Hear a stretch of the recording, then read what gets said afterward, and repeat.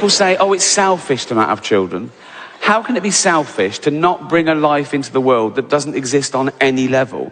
It's not as a long sort of cabinet full of potential ghost fetuses going, we want to be born, right? But I've thought about it, and there's 3 reasons I don't have children, okay? 3 main reasons I don't have children, and I'll share them with you. Right? Okay, here they go. 3 reasons, right? 1, there's millions.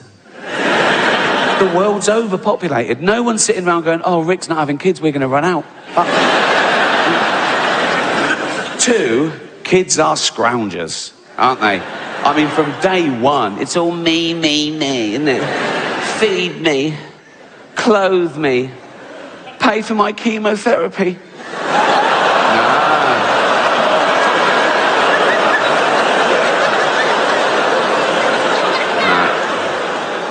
Not my problem, son. Not my...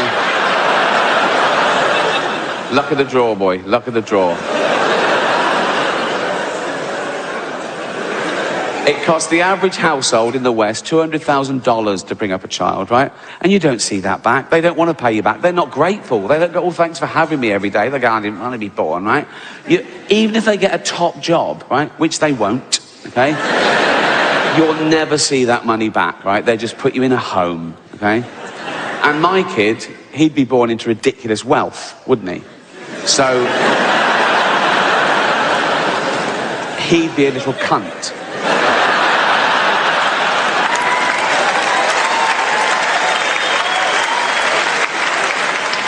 A little Hampstead cunt. Running around with all the other fucking little Hampstead cunts. Being all Hampstead and cunty. I'm a little Hampstead cunt. Yes, I know, yeah. These are my little cunty friends. Yeah, I know, it's obvious. Well, I can tell from your little fucking cunty hats that you're little Hampstead cunts, you little posh Hampstead. And on the one hand, he'd know he was a little fucking Hampstead cunt. I'm a little Hampstead cunt. Yes, we know, everyone knows, right? He'd know that, right? And on the other hand, he'd know that he could never live up to being as brilliant as his dad, right?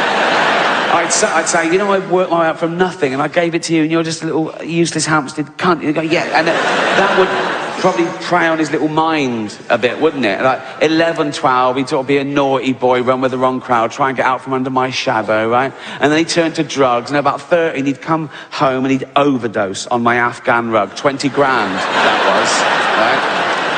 And as he was there, right, convulsing and throwing up his fucking lungs, right, and with his little posh, high-pitched fucking death rattle, right, his little fucking dying words, he'd go, do you love me now, Daddy? No, I never did, and that's why you're never going to be born, you useless fucking junkie Hampstead cunt.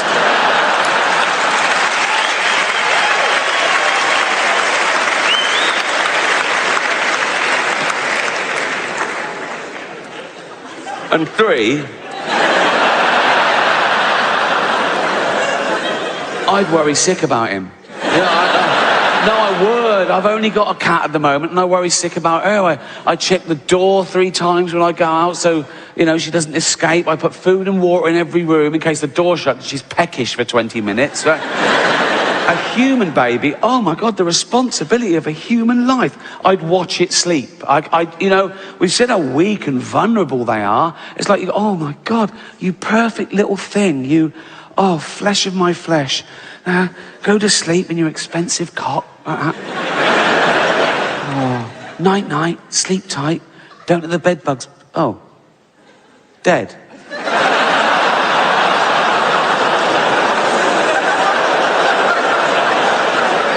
Yeah. Just... Why? Why is it dead? It's just fucking dead, look.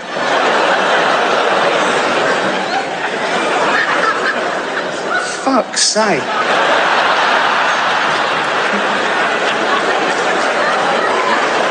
Fucking hell. What a fucking waste of time that was. Fuck's sake. Embarrassing. Jane? What? Come here. I'm in the shower. Come here. What? Fucking dead already. I just fucking hell, Jane. You call that a baby? That is... If Jane was out, I'd have to text her, wouldn't I? What could you... Baby's dead. She'd come back, whoop, what the fuck? I'd go, yep. Forget the Pampers, lol.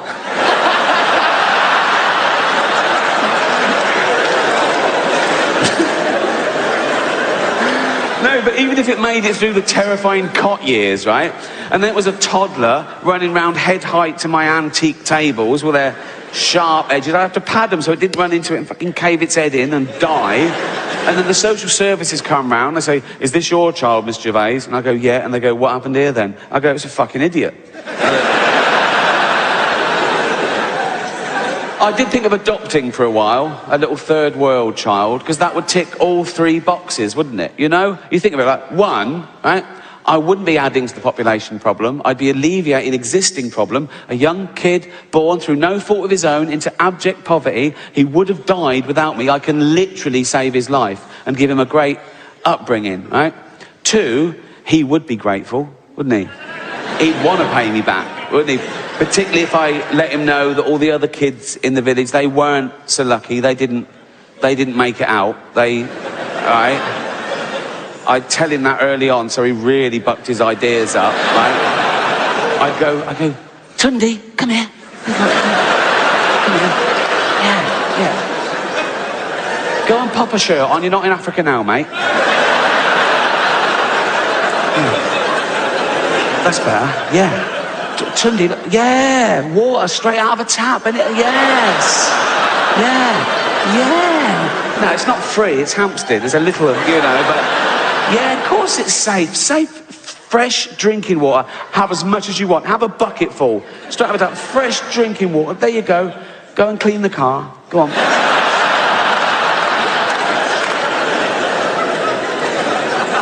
No, I'd go, look, do you remember your friends in the village back in Africa? Yeah, they're all dead. Because a rich man didn't save them and bring them to Hampstead, so... Do you want to pay me back? Yeah, I bet you do, right? And the good thing about them is they can start work when they're about 6. I just call up Nike and I go, do you still make your stuff in sweatshops? Got a great little worker here, yeah. £1 a day's fine. He's got to start somewhere. Yeah, brilliant, right? And 3, if he ran round and caved his head in and died and the social services came round and said, is this your child, Miss Gervais? I'd go, does it look like mine? I'd go, this is Hampstead, it's obviously broken in, mate.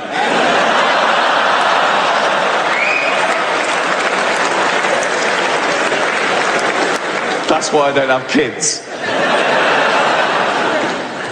But even though I don't have children of my own, people still show me photographs of theirs, like I give a shit. I don't mean my own family, they've given up, right? I've got older brothers and sisters, they've all had loads of kids, their kids have had loads of kids, and their kids are having kids. It's like a pyramid, there's about 50 of them. I don't know all their names, I see them at Christmas. They come running over, Uncle Ricky! They know I've got a bit of cash. And they go through my pockets and fuck off. It's like being mugged by mice, right? No, I don't mean them, I mean strangers, right? So I can be busy, I can be working, I can be on the set of a TV show or film or something. I can be stressed, I can be producing it or directing it. And you get someone who comes in for one day, like he's got one line or a stunt man. They come over, they introduce themselves, and I go, oh yeah, good to have you, I'll be with you in a minute. Then they hover, right? And they say, busy? I go, yeah, yes, yeah. I go, oh, you working the weekend? Not filming, but I'll be in the edit or something. So yeah, and they go, oh, taking my youngest to ballet lessons. Oh, great. Yeah, she's 8. No. I got a photograph of her here. I want to go, oh, you know what? Show me if she goes missing.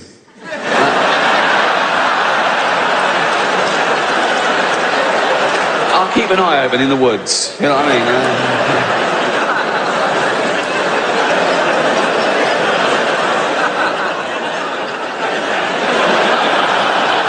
But you've got to go through the whole polite rigmarole. You've got to go, oh, she's beautiful.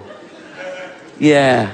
It's got to be that long. Too short and it's awkward. They know. You go, yeah, right. Oh. Too long and it's like, oh.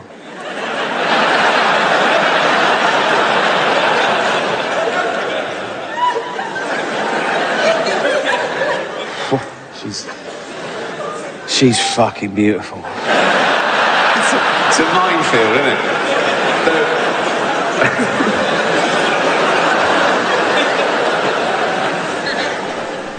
I'm not out of touch. So, I don't know how humanity will end, as I say.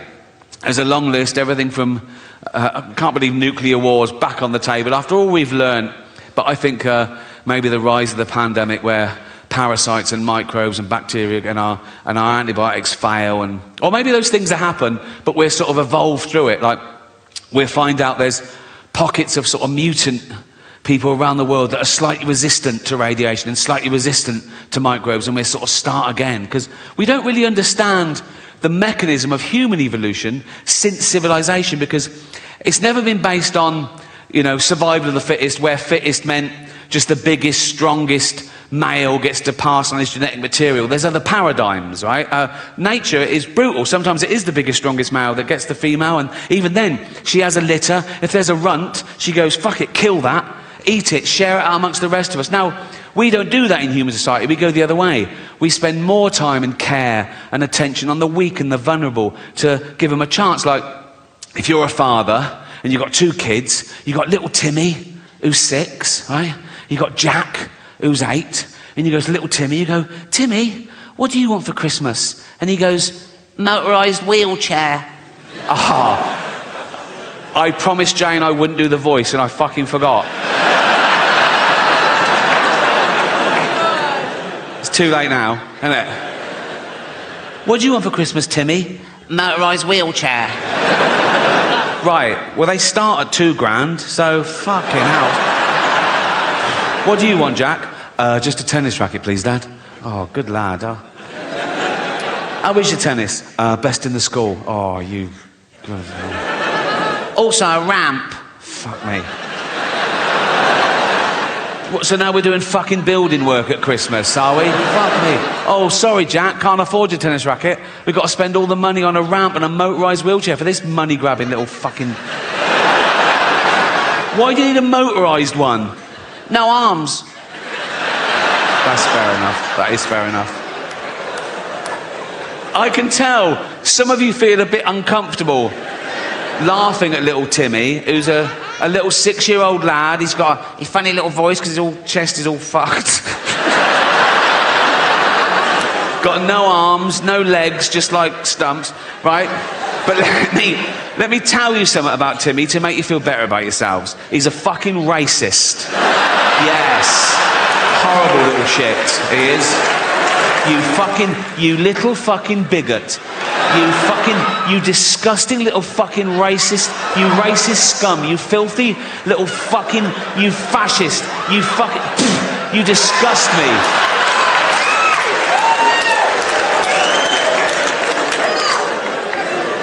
Homophobic? Yeah. He's like, they're not like us.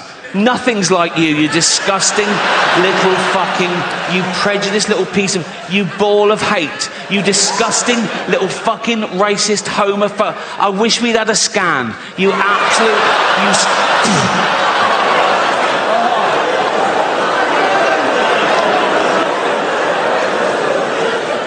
you... Misogynist. If he could, he'd rape. There's your little Timmy. But things happen with age. But it's good and bad. I'm at that age now where it's totally acceptable for me to back in a lorry driver I've never met before. Do you know what I mean? If you're 20 and really skinny, they go, fuck off, mate. But I can go, you're all right, you're all right. Go on. Whoa! Be careful, Plod's around the corner.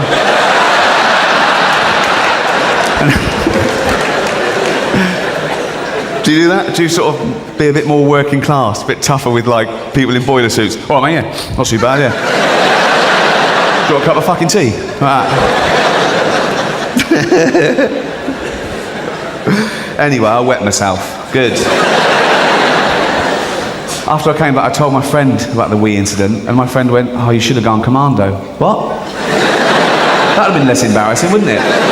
So now I look down, I think, oh, I've wet myself, what can I do? Oh, I know, they're coming off too. That's as dry as a bone, Doc. Should have gone commando. Do commandos not wear pants? Why is it called? They must wear pants, don't they? Yeah.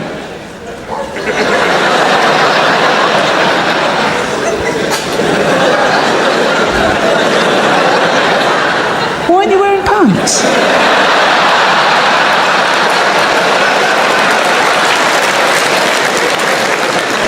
What? I'm a commando and I'm wearing pants. I've never heard that phrase before. I've never heard that phrase. They're going to see that. A little bit.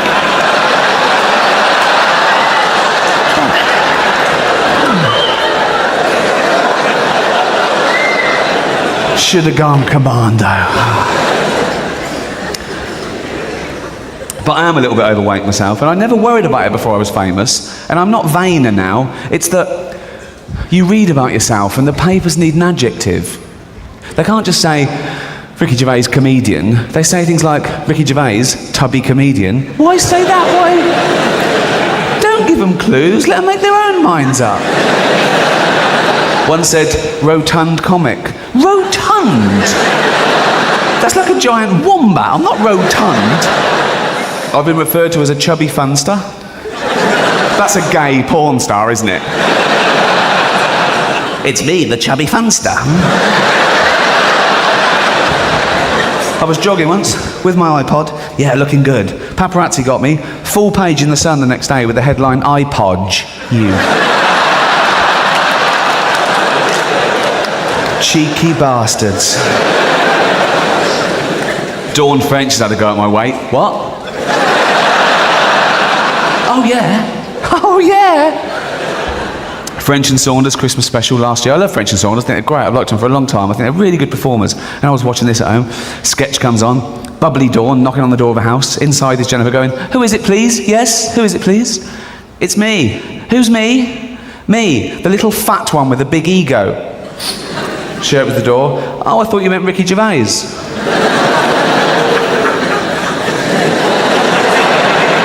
Good gag. No, it is a good gag. If you hand it out, you've got to take it. Comedians have a go, you know, it's fine. And she's putting herself down. She's lumping us both in. You know what I mean? She's saying, we both got egos. We probably have got egos. We're performers. Although, if Dawn was here, you wouldn't be able to see that.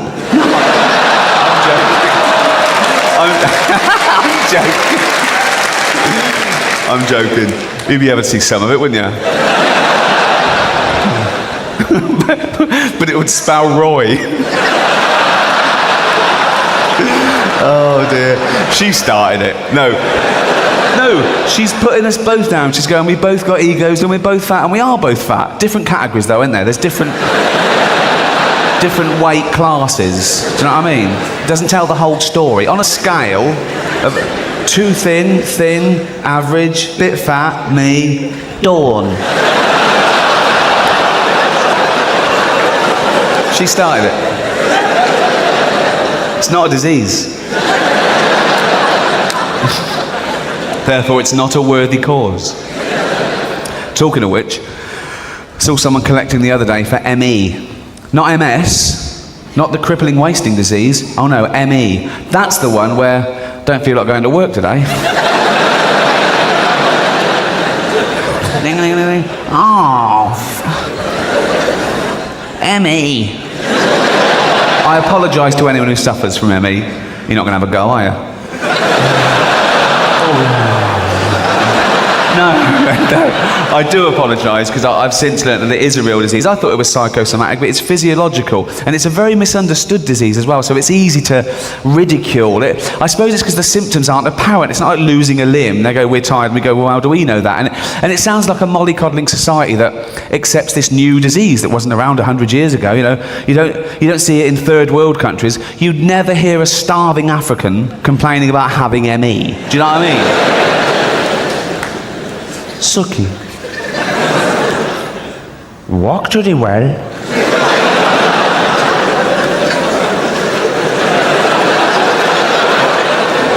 This is not racist, okay?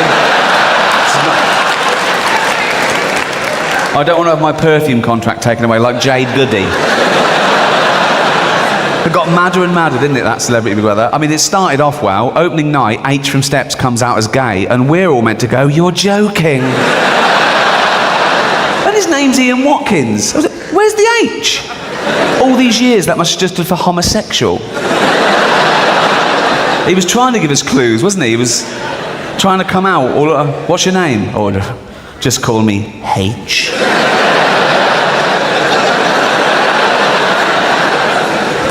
It's not racist. Sucky. What?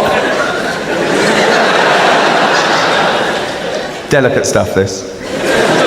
One false move and I'm Jim Davidson.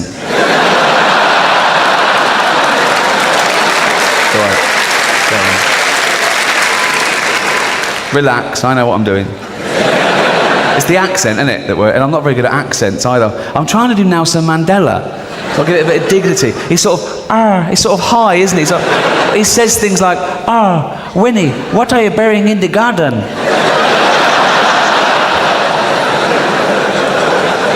It's not racist, it's fine, isn't it? It's an impression. People are very worried about that, aren't they? They go, is that racist? Can you say that? Well, we're taken the wrong way, particularly this year, because it's 200 years since the abolition of slavery, so awareness is heightened. But that wasn't the end of racism. It was still inherent in society as late as the 50s and 60s in England and America. And one incident sparked off the civil rights movement. A black woman called Rosa Parks refused to give up her seat to a white person on a bus. It was the law, but she'd had enough. And she was arrested.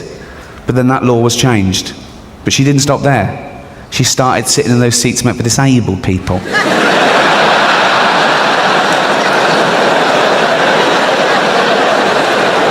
Unbelievable. She talked to the driver when the bus was in motion. What is politics? What? The phone signal where I live in Hampstead is shit. I walk around the mansion going, "Can you hear me now?" And if you make a phone call in the lovely cobbled streets of Hampstead, you can have 5 bars, having a chat, lovely. Well, you go one step in the wrong direction. Do you know why the phone signal's so shit in Hampstead? Because everyone's posh there. And no one wants one of those pylons in their garden, because they look shit and give you cancer. But I've said to the council, let's find a blind person who's already got cancer. Put it in their garden. Don't even fucking tell them. Don't even...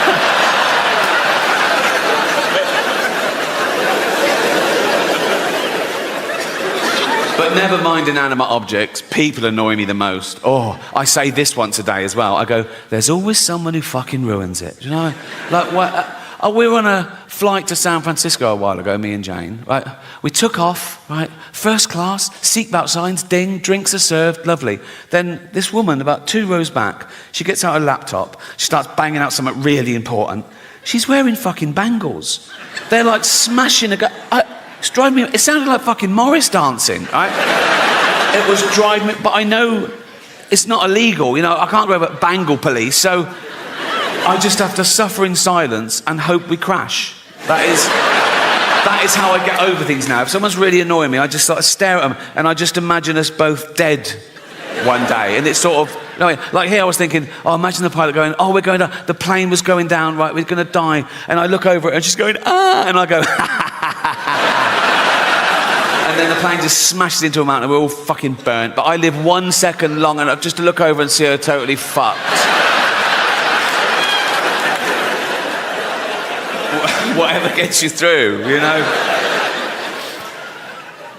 So we got to San Francisco and we went on a little day trip. We went to this place called Sausalito, this lovely little harbour town. We're walking around sightseeing, but about 11 a.m, because of the jet lag, we were starving. We thought, oh, we need lunch. So we found this restaurant that was open at 11 a.m, empty, of course, which is my idea of a perfect restaurant, empty, right? We sat by the window, we were looking out over the bay. There was a sea lion bobbing round, a pelican landed. The waiter brings our food. Then suddenly, in all that peace and perfection, out of the kitchen doors comes a busboy, and he just stands in this empty restaurant, and he goes,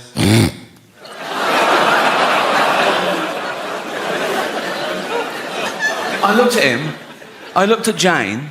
Jane didn't even look up. She just went, nothing we can do. So I'm all alone, right? And the sweat starts. I just get a sweat, right? I go, okay, he's going to do it again. He's going to do it again. Sure enough, I bang my fork against the plate and I just look at him like that. And Jane goes, he doesn't know why you're staring at him. I go, I want him to know. I want to go, you okay? I go, not really. You keep doing that, right? Jane goes, for heaven's sake, he's a busboy. He's at work. Let's just eat and go. So meal ruined, right? And I wasn't allowed to do anything, right? So this is how I got through the last 10 minutes of that meal. It's absolutely true, right? I'm eating. Every time I went, cunt!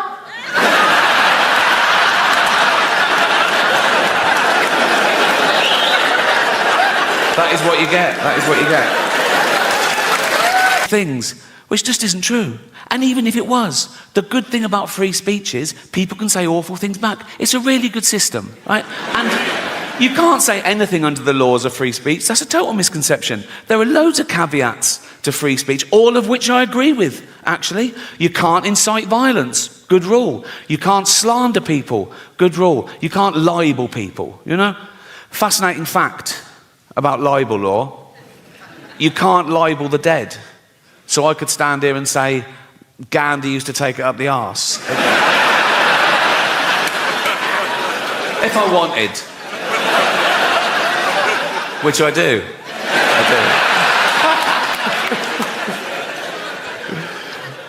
But free speech is the most important human right there is. It's the right from which all other rights come. Without free speech, you couldn't have human rights, you know, and we've got free speech, in theory, in this country, for a little while longer.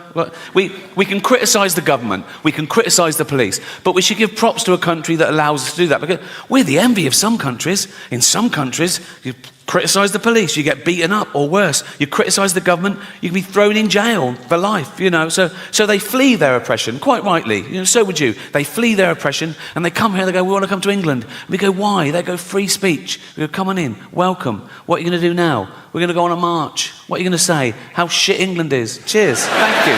Thank you. That is their right.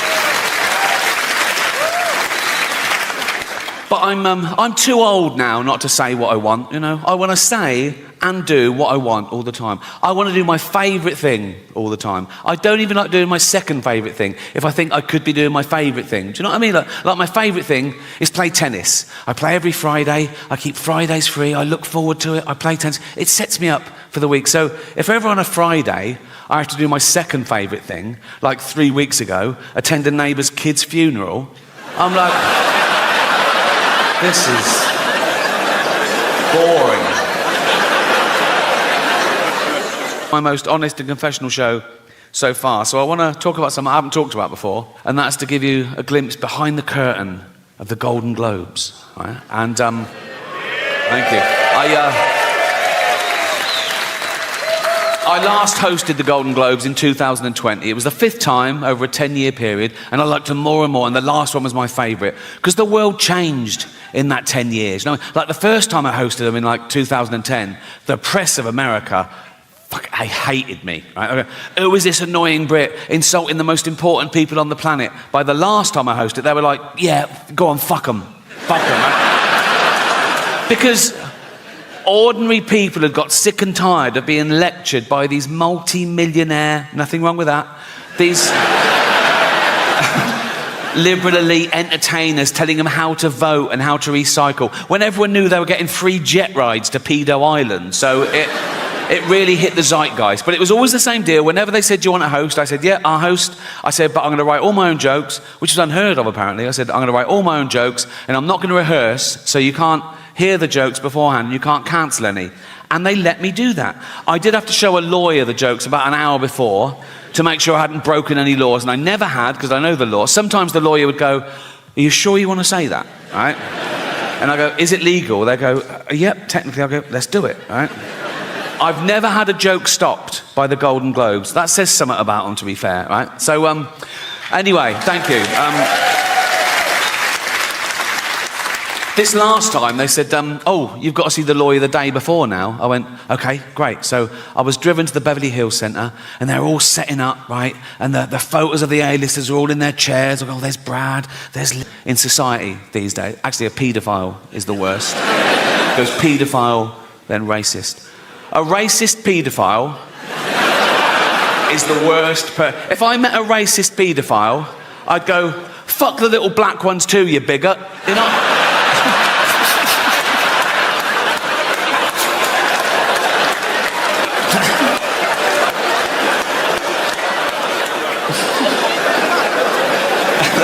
That's fine. It's fine. They won't cancel me for that. I mean, they've been trying to cancel me for about 15 years, and they've always failed. And often the people trying to cancel me have been other comedians writing for the posh papers, doing that thing they always say, he's punching down. Well, comedy should punch up. We only punch up. We punch up. Their idea of punching up, they have a go at Boris Johnson. How the fuck is that punching up? You know, the cunt is learning disabled. He's like this fucking waterlogged Gary Busey, fucking albino Eggman thing. He can't string a sentence together. Have you heard him talk? He's like, he's a fucking moron. That I punch up. I have a go at people like, I don't know, Stephen Hawking, right? Yes, the greatest brain that's ever lived. He can take it, and he wouldn't even have minded when he was alive because he's part robot, isn't he? I think he's basically a talking chair, so you can say what you want. And he was on Epstein's island, apparently, so fuck him. I don't. What was he doing there? Why do I want to go? Why? Why? You're not just there doing fuck. I would go. What? I know pedos who'd kill for a ticket to that, and he's just taking up a space. It's probably DEI or something, and they go, we need one. Like, I'll go, what are you doing here, Steve? He go, I'm thinking weird shit. Fuck off.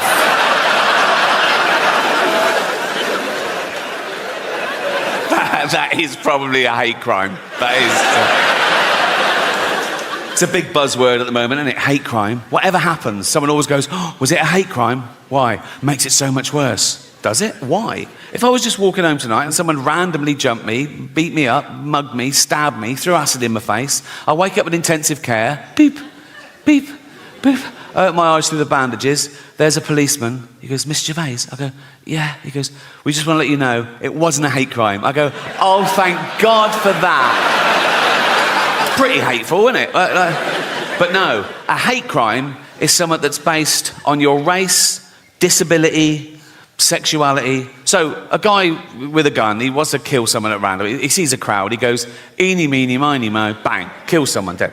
He goes to court. The judge goes, why did you kill that person? He goes, no reason. The judge goes, so you're not a bigot? He goes, right. Yeah.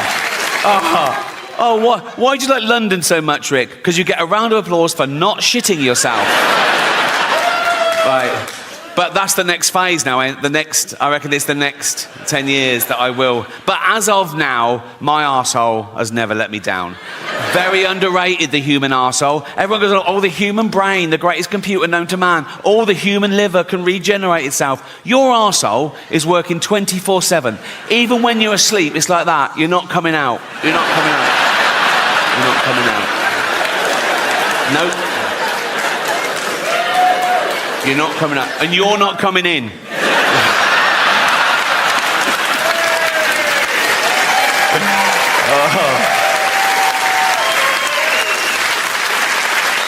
Because it's like a sewer in there, isn't it? But you've got a lovely little manhole cover. Think of that in real life. Walking along a pavement, it's lovely pavement. If that burst, and you know what's in a sewer, don't you? Piss and shit and cum and dead goldfish. Fetuses in China, just the girl ones. Relax.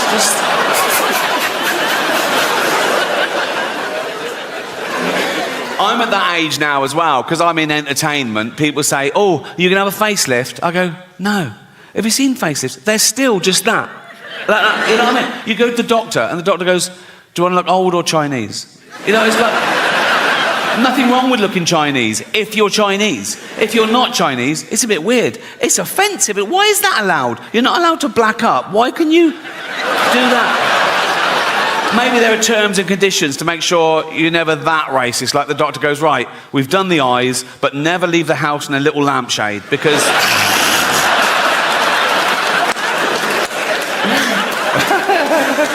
Oh, so childish. It's so childish. But I hope you agree it was a positive show. It wasn't about death, it was about life. And some people are so worried about dying, they forget to live. And some people are so scared to do something. Oh, no, that's dangerous, that's dangerous. All the most fun things are dangerous. Roads are dangerous. Alcohol is dangerous. Alcohol is a poison. I should know. I sell it. Dutch barn. Right? So, yes. Like, alcohol gives you brain disease, liver disease, kidney disease, heart disease, mental illness, but it does loosen you up at parties. So... think of all the babies born through alcohol, yeah. Many of them deformed if the mother carried on drinking. But the good thing about being born deformed is, you... hear me out. The good thing about being born deformed is you can start drinking at a much younger age and no one gives you... Do you know what I mean? You see a normal kid drinking, you go, you little bastard. You see a deformed kid drinking, you go, yeah, go on. You know what I mean? You know what I mean. You're 8 or 9, you've had 27 painful operations, you've met Ollie Murs, have a drink, you know. Well, as you can see, I've run out of quality material show so far, so I want to talk about something I haven't talked about before, and that's to give you a glimpse behind the curtain of the Golden Globes, right? And, thank you.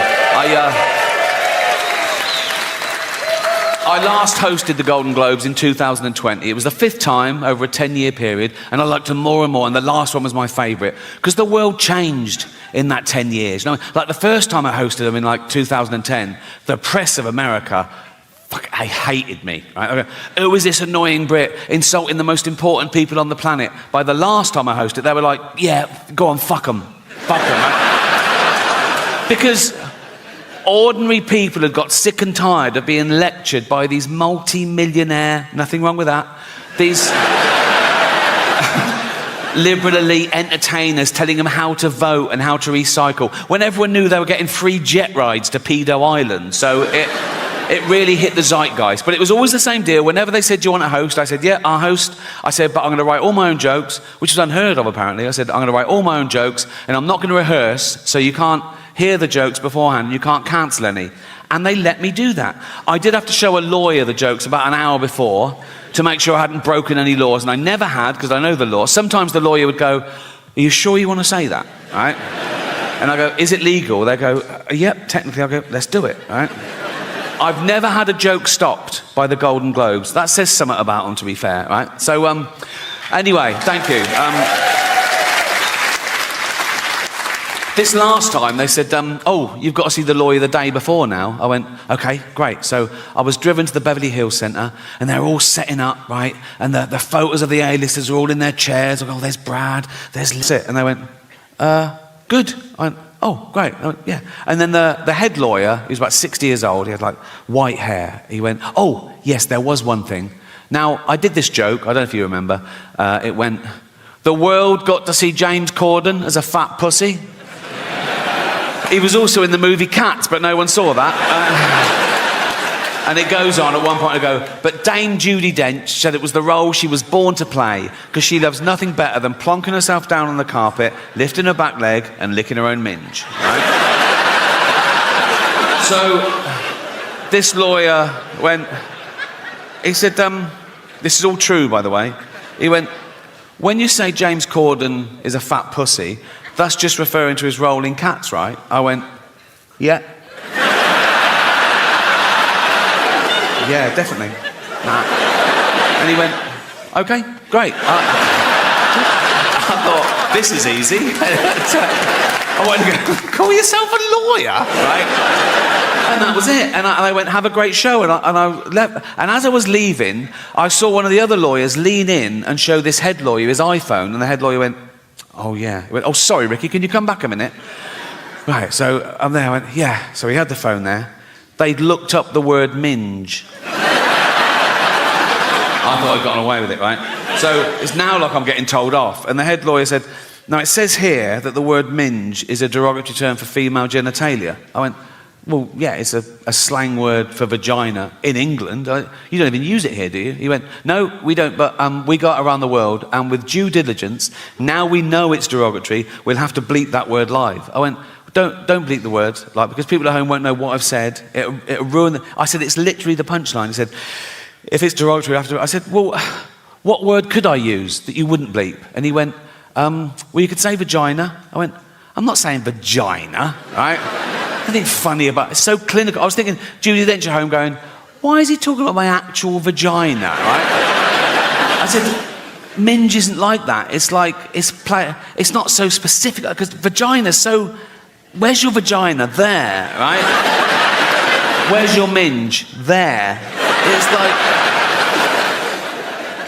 then one of the younger lawyers went, what about box? I went, I'm not fucking saying box, mate, right? So much for looking at your own box, right? I said, minge is perfect. I said, people won't know what, if they're American, they won't know it. I said, it's not offensive. It's like, I said, kids use the word in England. Right? They weren't having it. So I said, what about flange? Right? So they looked up the word flange, right? And he went, well, that'd just be confusing, because in America, a flange is a part of a sink unit. I went, oh, well, I said, please let me say minge and don't bleep it. I was really rooting for minge, right? It was like 12 Angry Men. I go, no one's leaving till I can say minge, right? And after about 10 minutes, I wore them down. Whatever they said, that won't work. So I was going, please. I said, I'll write them. You won't get any complaints and all this sort of. And eventually, the head lawyer went, okay, you can say minge. I went, and you won't bleep it. He went, no, we won't bleep it. I went, you promise? He went, yes. And I left. I knew they would. And they fucking did, right? So, when I said minge, I pointed.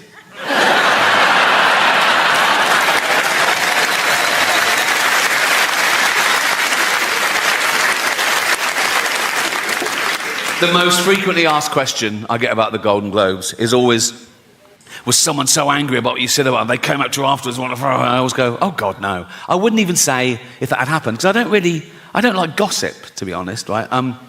There was one guy I thought took it the wrong way, right? It wasn't the cameras went to him, and I'm not in control of the cameras, so I think he was caught in the headlights. It was Elton John, right?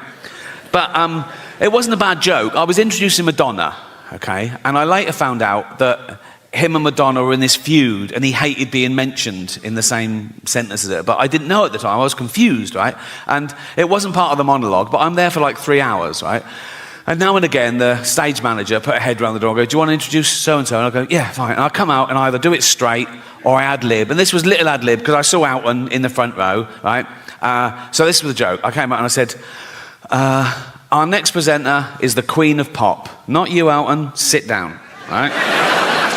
And it sort of went to him, he sort of went, and I was like, oh, fuck, he hated that. And I was thinking, why is he, I was like, oh, God, do you think I'm homophobic? Oh, I'm not homophobic. There's always in my head. Then I thought, he must have heard worse, right? In the 1980s, right, when Elton John was in the closet, he wasn't out, he was married to a woman, right? He was also chairman of Watford Football Club. And he and his then wife would go along and watch Watford play, and the entire crowd would sing, don't bend down when Elton's around or you might get a willy up your arse. Which puts my little quip into perspective, doesn't it? I don't know how football fans know how to start at the right time in the same key. Do they hand out sheet music before we're doing Willy up the arse in C? Jeff's doing a solo. It's like, and what they usually do, they get a traditional tune so everyone knows it, and they change the lyrics. Some genius changes the lyrics, right, to be as offensive about someone or something or somewhere or whatever, right? So the tune they used to use, I remember it, it was that old Cockney knees up song. My old man said, follow the van and don't dilly-dally on the way. Do you know that one? Remember the term dilly-dally? They use it very creatively in their version, right? So this was their lyric. It was the 80s. It's not politically correct. I apologise. But they're football hooligans. What are you going to do, right? So let's analyse their genius lyrics, right? This is what they used to sing. Don't bend down when Elton's around or you might get a willy up your arse. I mean, you might. Not necessarily his, but, you know, like mathematicians amongst you would have to go, yeah, there's a slight...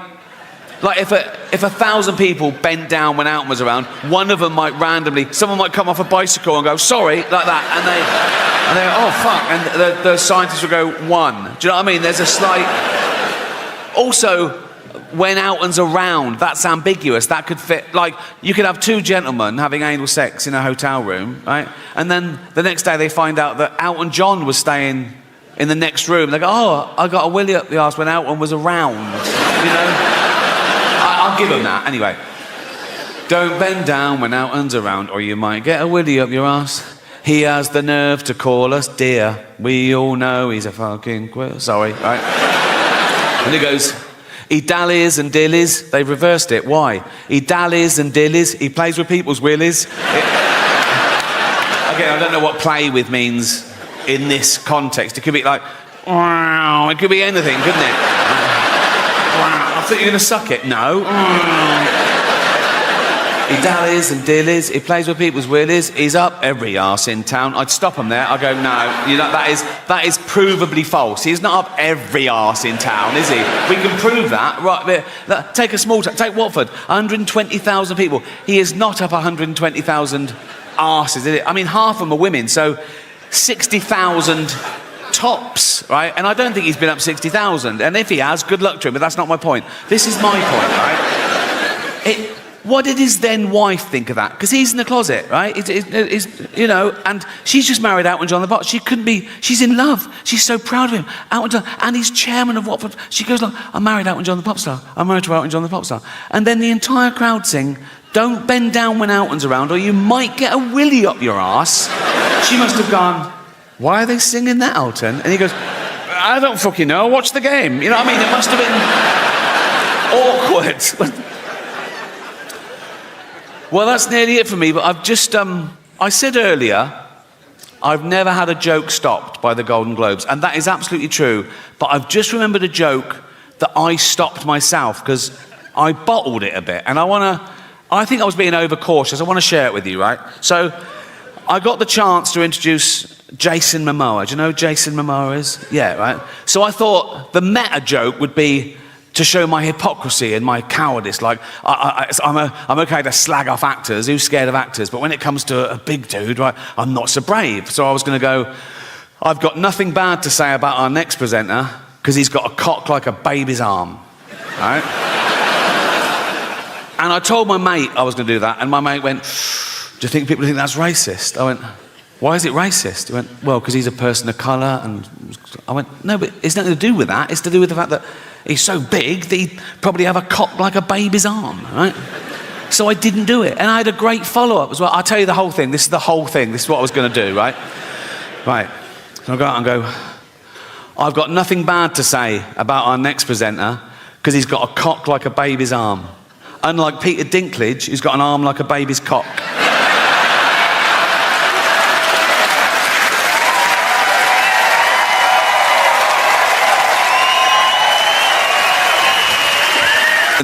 I reckon it's the next 10 years that I will. But as of now, my arsehole has never let me down. Very underrated, the human arsehole. Everyone goes, oh, the human brain, the greatest computer known to man. All the human liver can regenerate itself. Your arsehole is working 24/7. Even when you're asleep, it's like that. You're not coming out. You're not coming out. You're not coming out. Nope. You're not coming out. And you're not coming in.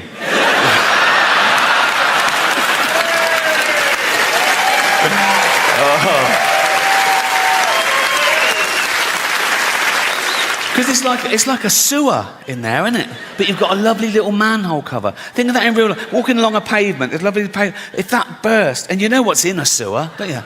Piss and shit and cum and dead goldfish and fetuses.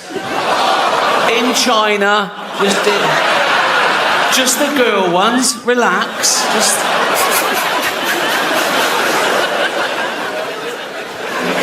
I'm at that age now as well, because I'm in entertainment. People say, oh, you can have a facelift. I go, no. Have you seen facelifts? They're still just that.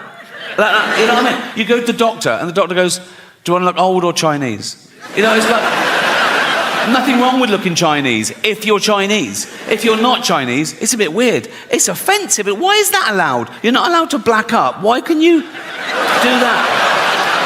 Maybe there are terms and conditions to make sure you're never that racist. Like the doctor goes, right, we've done the eyes, but never leave the house in a little lampshade, because...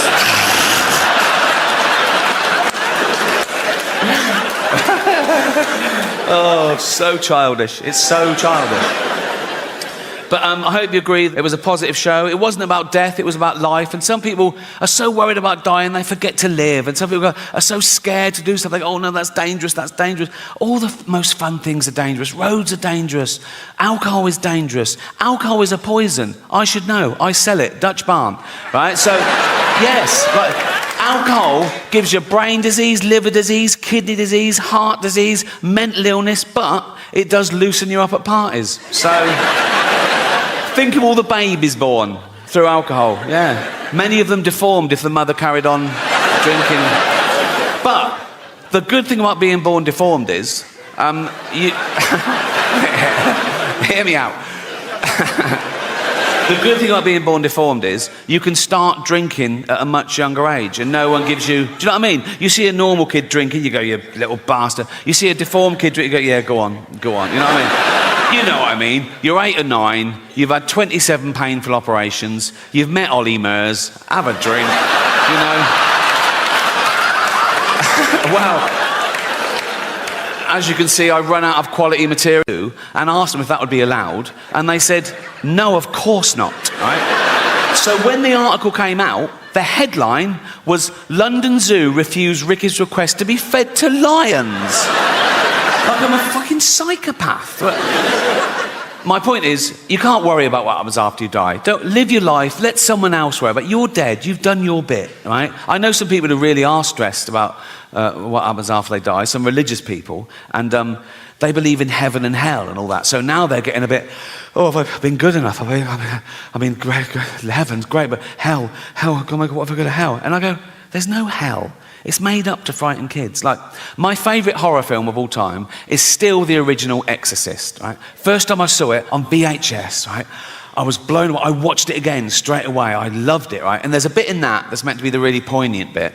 And I laughed the first time I saw it because it was the idea of the devil being this crass and childish. You know the bit. So, the little girl's possessed by the devil, and they're doing an exorcism, and they're throwing holy water on it. She's hissing, right? They're going, the power of Christ compels you. The power of Christ compels you. And at one point, the devil makes the little girl turn her head round, and he makes her say, your mother sucks cocks in hell.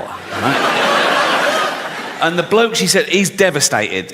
He's like, because he's thinking, oh, no, that's the real devil. So he knows, so it's true, my poor mother sucking cocks in hell, right?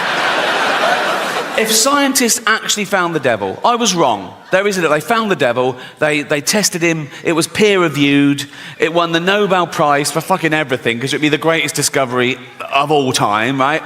And I'd look at the science, I'd be mind-blown, but I'd go, well, you've got to follow the science. So, you know, yeah, I believe in the devil. I wouldn't even be belief, it would be knowledge. I'd want to meet him. If the devil actually existed, I'd want to see it for my...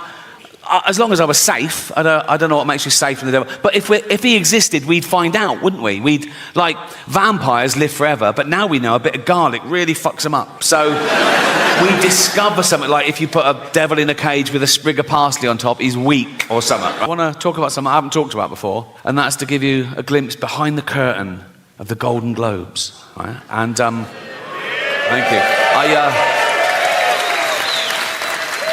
I last hosted the Golden Globes in 2020. It was the 5th time over a 10-year period, and I liked them more and more, and the last one was my favourite, because the world changed in that 10 years. You know, like the first time I hosted them in like 2010, the press of America, they hated me. Right? Who was this annoying Brit insulting the most important people on the planet? By the last time I hosted, they were like, yeah, go on, fuck them. Fuck them, right? Because... ordinary people had got sick and tired of being lectured by these multi-millionaire, nothing wrong with that, these liberal elite entertainers telling them how to vote and how to recycle, when everyone knew they were getting free jet rides to Pedo Island. So it really hit the zeitgeist. But it was always the same deal. Whenever they said, do you want to host? I said, yeah, I'll host. I said, but I'm going to write all my own jokes, which is unheard of apparently. I said, I'm going to write all my own jokes, and I'm not going to rehearse, so you can't hear the jokes beforehand, you can't cancel any. And they let me do that. I did have to show a lawyer the jokes about an hour before to make sure I hadn't broken any laws, and I never had, because I know the law. Sometimes the lawyer would go, are you sure you want to say that? Right? And I go, is it legal? They go, yep, technically. I go, let's do it. Right?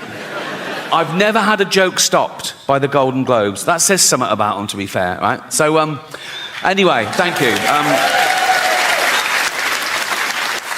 This last time, they said, oh, you've got to see the lawyer the day before now. I went, OK, great. So I was driven to the Beverly Hills Centre, and they're all setting up, right? And the photos of the A-listers are all in their chairs. I go, oh, there's Brad, there's Lee down. Very underrated, the human arsehole. Everyone goes, oh, the human brain, the greatest computer known to man. All the human liver can regenerate itself. Your arsehole is working 24/7. Even when you're asleep, it's like that. You're not coming out. You're not coming out. You're not coming out. Nope. You're not coming out. And you're not coming in.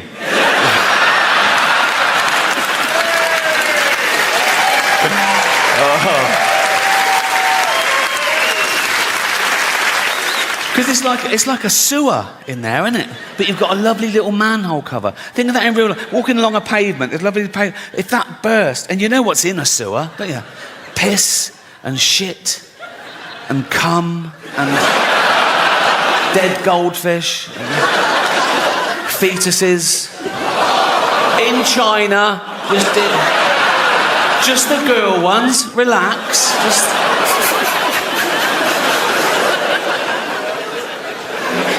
I'm at that age now as well, because I'm in entertainment. People say, oh, you can have a facelift. I go, no.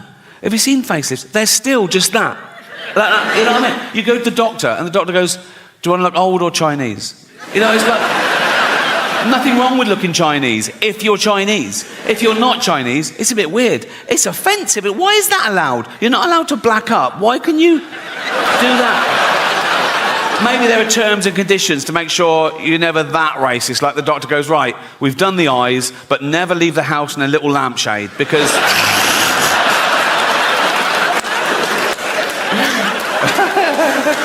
Oh, so childish. It's so childish. But I hope you agree it was a positive show. It wasn't about death, it was about life. And some people are so worried about dying, they forget to live. And some people are so scared to do something. Oh, no, that's dangerous, that's dangerous. All the most fun things are dangerous. Roads are dangerous. Alcohol is dangerous. Alcohol is a poison. I should know. I sell it. Dutch barn. Right? So, yes. Right. Alcohol gives you brain disease, liver disease, kidney disease, heart disease, mental illness, but it does loosen you up at parties. So... think of all the babies born through alcohol, yeah. Many of them deformed if the mother carried on drinking. But the good thing about being born deformed is, you... Hear me out. The good thing about being born deformed is you can start drinking at a much younger age and no one gives you... Do you know what I mean? You see a normal kid drinking, you go, you little bastard. You see a deformed kid drinking, you go, yeah, go on. You know what I mean? You know what I mean. You're 8 or 9, you've had 27 painful operations, you've met Ollie Murs, have a drink, you know. Well, as you can see, I've run out of quality material. The worst serial killers. And he was... like one of the worst ever, but he didn't act like a serial killer, right? He was a GP, he was old school, he had a little shirt and tie, little tweed jacket, little beard, little glasses, he'd do house visits, he'd go on to see Edna, 85, you all right, Edna? Yeah. Do you want a cup of tea? Yes, please. And he'd make Edna a lovely cup of tea, right? Then he'd just put her in a lethal amount of opioids, right? And he'd just give Edna the tea and watch her drink it and fall asleep and die. And that was it. He didn't even masturbate. You know, yes, it is a waste, sir, yeah.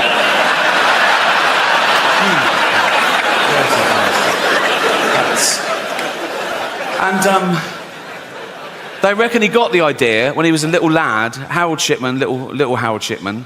He watched his mum dying of lung cancer, being given morphine, and somewhat triggered him. He thought, I'll grow up, become a doctor, and I'll do this.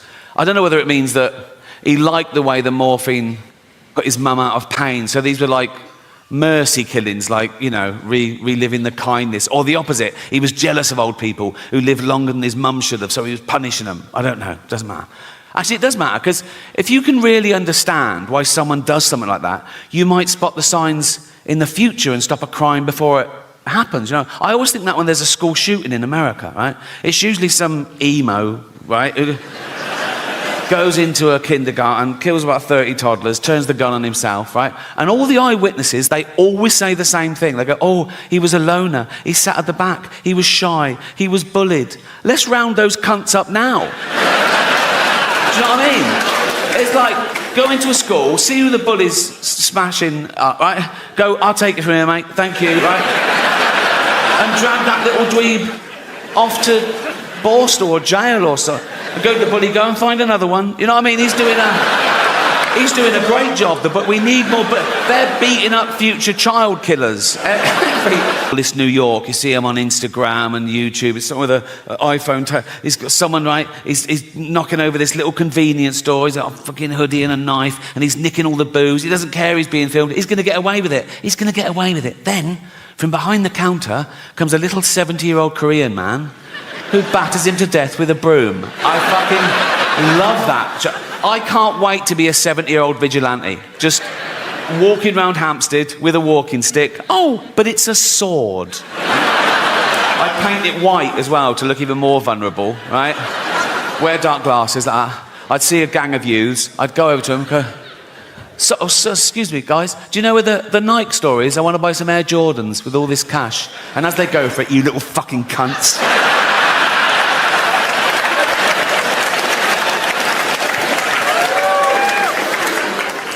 But the death penalty is not like that, is it? It's not in self-defense, it's not in the heat of the moment, it's cold justice, you know? Don't matter what you've done, you could murder people, you know? You stand trial, they find you guilty, they put you on death row, sometimes for 10, 15 years, which seems unnecessarily cruel, and then they murder you in front of witnesses. And it's from the Bible. An eye for an eye, a tooth for a tooth. The state says you murdered someone, so we're going to murder you. But if you rape and murder someone, you still only just get murdered. That's a loophole, isn't it? That's like... That smacks of misogyny to me. That's like the judge going, the rape was free, but we're going to... You know, just once I want the judge to go, right, you raped and murdered someone, so you're going to be taken from here to a place where you'll be hung by the neck and raped. What, at the same time? Yes. We got loads of volunteers with dildos, right? So he sort of goes down, fuck off.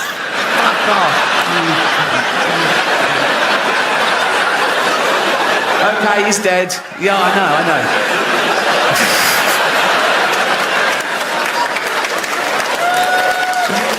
Oh. It might work. But the longer you live, the grumpier you'll get. It's not just going to happen to me, it's going to happen to all of you. Because the longer you live, the more shit you see. And you go, oh, fuck, this again, right? And the more burden you carry. And the older you get, the weaker you get, so the burden gets heavier. And you go, oh, God, this again. And you can't die nowadays. I mean, you go, oh, thank God, I'm dying. Oh, fuck, I'm back. You know what I mean? They can transplant every organ now. Whatever's got, transplant every organ. Not your brain. That wouldn't make sense. You are your brain. So that would be an everything else transplant, wouldn't it? But I'd sign up for that. I don't care about this. It's to get this round. If I could leave £1 million to science, so when I died, suppose when I died, my body's crushed, killed instantly, but my head's intact. They keep that on ice, wait for a body donor. Some poor bloke gets his head crushed, put my head on his body, and I'm back. I know. Statistically, I will get a bigger penis as well, so... The odds are in my favour there, trust me. I wake up in the future, I see the scar and I go, oh, that's all right. You know what I mean? I go, oh, you've always wanted a big knob? I go, yeah, I've always wanted a big knob. I go, let's have a little bit of me time. So and I start, but then every time I look down, I go, oh, that's not my knob. Do you know what I mean? I go, oh, that's not my knob. Oh, that's not my knob. It's not my hand either, carry on. It's like, you know what I mean?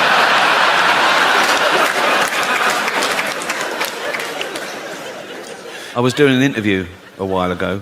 I don't think the journalist liked me. He asked me this question. I thought it was rude, right? So I gave a fake answer, right? He said, so what have you got planned for your funeral? And I went, I want to be fed to the lions at London Zoo. He went, really? I went, yeah. I want the zookeeper to take up my big, fat, dead, naked, bloated body in a wheelbarrow, right? Just dump it in the lion's den, doof, like that. Loads of tourists going, is that the bloke from The Office? Like that, right? And then two big lions come out and just start eating me. And lions, they start with a soft... Shot a dwarf at 100 metres, yeah? Fucking props, that is... 5 years. In the army, get him in the army. I feel bad about that joke because I was reading about the tough time dwarves have had through history. Like in medieval times, they used to torture them and kill them. They used to put them in barrels with spikes and roll them down the hill for a laugh, right? And then in Victorian times, they'd stick them in the circus and make them do dangerous fucking things. And then as late as the 1980s, right, I remember colleges used to have events like dwarf throwing, where they were like darts on a thing, or dwarf bowling. And eventually someone said, what the fuck are we doing? Can we stop making dwarves do shit for our entertainment? And it stopped. And now it's back. Now they're in the Special Olympics. Now they've got, they're going, let's race them. And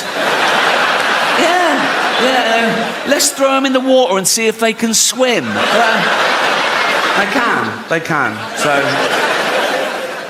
it needs a bit of work, that one, doesn't it? I don't know. People don't realise how much goes into one of these tours. My last tour, I did 60 new material nights. Then I did like 25 work in progress shows. Then I did an 85-day arena tour around the world, honing it all the time.